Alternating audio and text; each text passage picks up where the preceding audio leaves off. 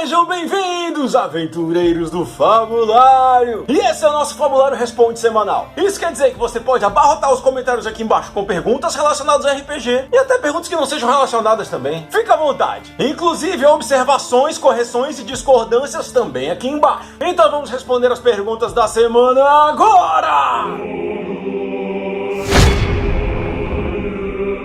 Uma história baseada em The Walking Dead seria boa? Seria muito boa. Mas eu acho que antes é preciso a gente falar um pouco sobre o zumbi, justamente pra você deixar claro pros seus jogadores que tipo de zumbi eles vão enfrentar. Tem muitos zumbis no mundo pop e cada um requer um tipo de cuidado especial quando a gente for enfrentar. Eu pessoalmente gosto de dividir os zumbis em dois tipos: os zumbis biológicos e os zumbis místicos. Os zumbis biológicos é aquela parada mais Resident Evil. Tem um vírus, uma doença, alguma coisa que vai deixando a galera louca querendo atacar os outros seres humanos, e quando eles são contaminados com algum fluido corporal, tipo sangue ou saliva, e às vezes até com ferimentos com as próprias mãos, quem foi atacado tem um certo tempo até se transformar em um zumbi também. Às vezes demora algumas horas, como é o caso do próprio Resident Evil, às vezes são segundos, como é no Guerra Mundial Z, às vezes demora um pouco mais e os zumbis até tem um pouco de inteligência, como é o caso do Eu Sou a Lenda. Esses todos ficam na gavetinha zumbis biológicos. Os zumbis místicos já mais a vibe dos que tem em D&D, que são nada mais do que cadáveres mortos de defuntos que já faleceram, que são reanimados por alguma forma mística e ficam agindo com pouca capacidade cerebral. Esse outro tipo de zumbi é mais tipo um cemitério maldito. Muitas das vezes esse zumbi matam os outros pra comer o cérebro, às vezes perseguem os vivos só pra matar mesmo, sem explicação. E se foi um necromante responsável por animar novamente aquele cadáver, às vezes até ele consegue dar uma ordem, tipo: não deixe ninguém entrar nessa sala, não permita que ninguém se aproxime da minha casa, caso alguém invada o meu covil, destrua. Esse tipo de coisa. Então obviamente eu acho muito mais fácil enfrentar esses zumbis místicos que os biológicos, como é mais a papo do Walking Dead. Qualquer um ponto de dano que a gente tome pode ser fatal.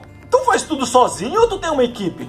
Meu amigo aqui é tipo o Hulk, exército de um homem só. Eu apareço aqui na frente da câmera, eu edito, eu faço a sonoplastia, eu escolho as imagens, eu escrevo o roteiro, eu estudo o livro do jogador pra entender o que eu tô falando, eu crio a thumb, eu subo do YouTube, eu fiz a minha iluminação com papelão, assim como eu respondo todas as perguntas também nos comentários. Tem dicas para criar um background de NPC?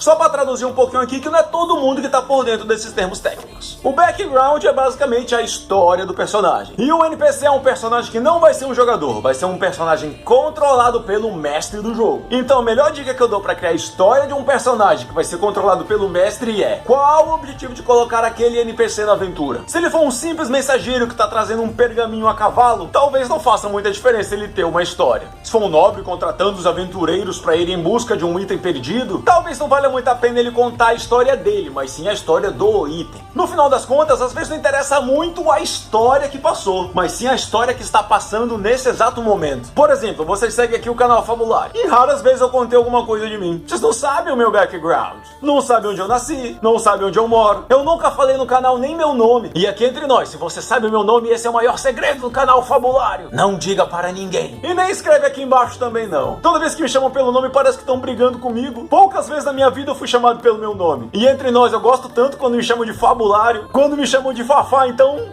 que maravilha! Acho que as próximas perguntas vão vir sempre no início. Fafá, me responde uma coisa: dá pra fazer um personagem morto-vivo jogável?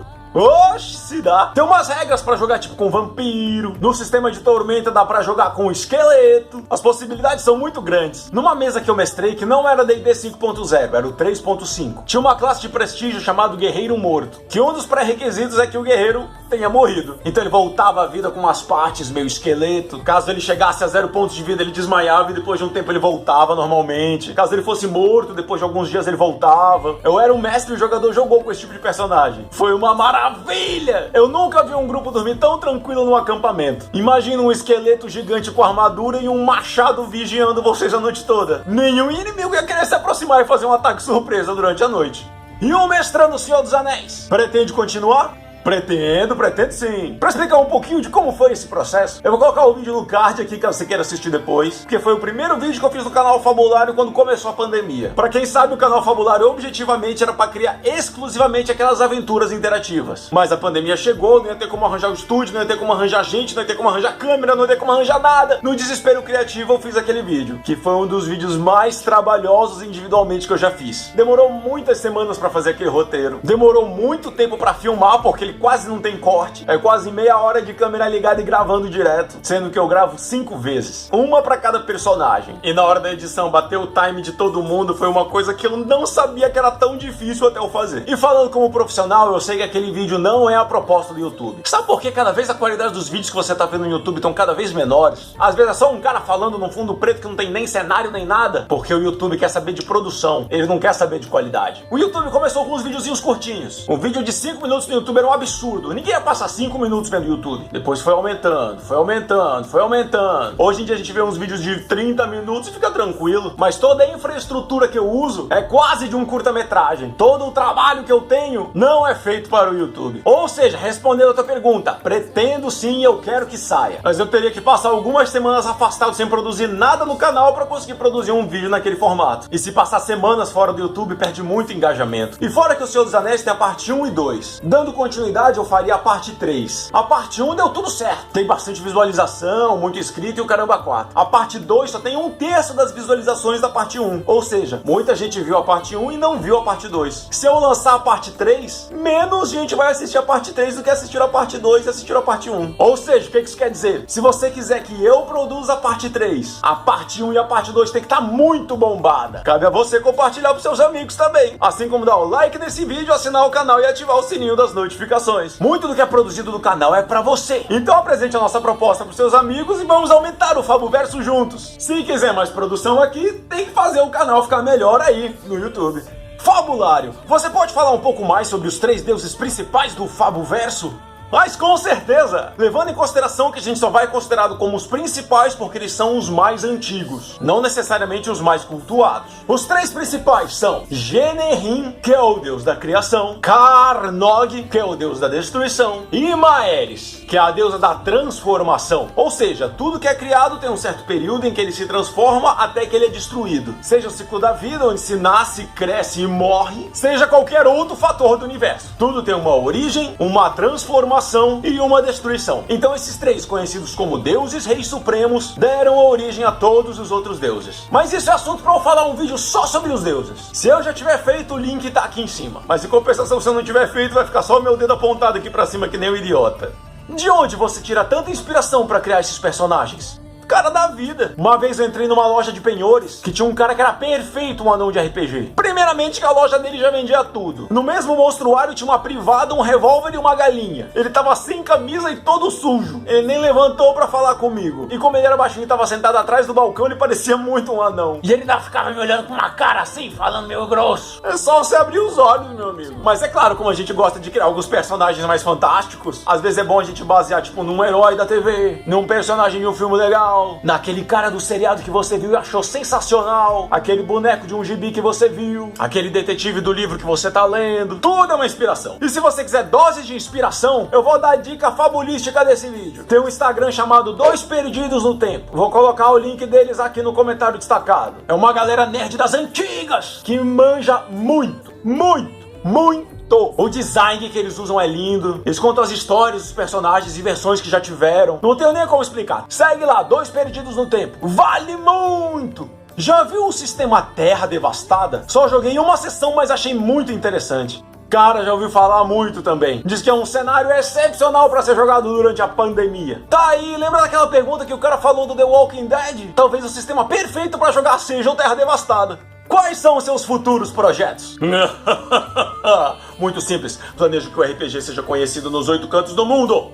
Mas falando sério, o que eu mais gosto é de fomentar a criatividade. Criar os personagens pro canal e mostrar o quão é fácil criar. Que você também consegue. Se for necessário criar uma cidade inteira para que essa cidade exista em várias mesas, pra mim é sucesso garantido. Teve um vídeo, por exemplo, que eu fiz dos vilões. Muita gente usou em suas mesas. Fez as suas adaptações, tudo mais. Mas usou um pouquinho da minha ideia, um pouquinho daquela lâmpada que acendeu e me utilizou como pisca-pisca em sua aventura. No final das contas, eu me sinto fazendo parte das mesas. E claro que o objetivo do canal foi começar com aquelas aventuras interativas, no qual vou praticamente mestrando uma aventura pra você e você vai escolhendo que caminho a história vai seguir. Vou colocar a primeira aventura aqui só pra você ficar ligado, caso ainda não esteja. Algum tempo atrás eu recebi uma notificação de que 10 mil pessoas já tinham jogado essa aventura. Nunca dos meus sonhos mais absurdos eu ia conseguir imaginar que 10 mil pessoas iam jogar uma aventura que eu criei. Nem se eu jogasse one shots todo final de semana com 5 pessoas diferentes até o resto da minha vida, não daria 10 mil. Então, além dos vários projetos futuros que eu tenho, a que tá saindo do forno já já vai ser a nossa terceira aventura interativa, no qual você vai poder praticamente escolher a classe do seu personagem. E em primeira mão vou revelar que vão ter mais de 20 finais diferentes. Então, se você quiser fazer parte desse evento majestoso, estamos vendendo packs de patrocínio para essa nova aventura que vai sair. Você vai ter o seu nome associado como um patrocinador do canal e um mecenas do Fabulário. Se quiser saber um pouco mais sobre como esse processo vai funcionar, manda um e-mail aqui para fabularioficial@gmail.com que eu explico tudinho.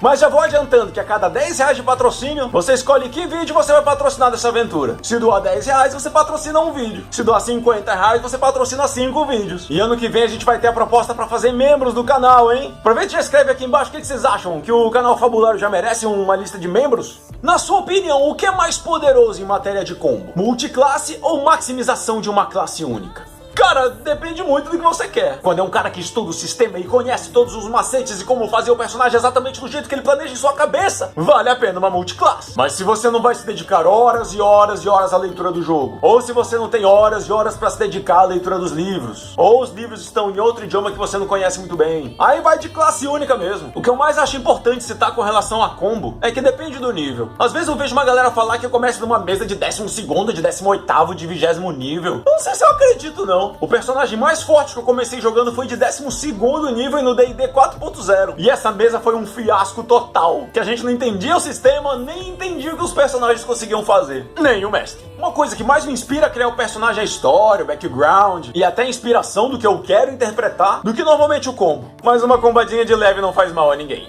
Tenho uma dúvida. Você já jogou o Vampiro à Máscara? Já, uma única vez. Quando eu descobri o RPG, eu distribuía tudo em 3 sistemas diferentes. 3 D&T pra eu brincar e me divertir com meus amigos, GURPS pra eu jogar sério fazendo as contas matemáticas tão tenebrosas que eu adoro de paixão, e Vampiro à Máscara, que eu achava que era um jogo bastante rebuscado e que só os melhores RPGistas poderiam jogar, visto que ele era mais intelectual e social do que eu costumava jogar, que na época eu jogava tipo Mega Man. Então no meu subconsciente eu sempre achei que Vampiro à Máscara fosse um jogo sério. Tá lá é pra jogar sério. Tava mais próximo de uma literatura do que um jogo. Ledo engano. Tudo é RPG, mas o sistema de storyteller, esse eu joguei bastante. Era um cenário de X-Men, mas X-Men verdadeiro, com o Professor Xavier, Magneto, Wolverine e o caramba 4. E só de curiosidade, meu personagem era tipo um Homem-Aranha.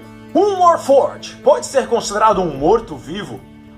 E aí não dá. Porque primeiramente o Warforged, ou Forjado Bélico, como é a tradução, é tipo um robô de uma era medieval fantástica. Tipo uma armadura completamente sólida movida por magia. A diferença é que muitos jogadores podem ser personagens Warforged. Então já vai ter o livre-arbítrio, o que é fácil da gente confundir com vida. Mas o Warforged não pode ser um morto-vivo justamente porque ele não nasceu. Ele foi construído. Assim como existe no nosso mundo real os reinos dos animais, tipo as aves, os peixes, os répteis, os anfíbios e os mamíferos, existe também uma certa diferenciação no mundo fantástico. Um vampiro, um lich, um zumbi, um esqueleto são considerados mortos-vivos. E o Warforged é considerado um construto. Ele tem algumas ligações similares com o morto-vivo. Tipo, não come, não dorme, não respira. Mas é porque, na verdade, ele nunca foi vivo.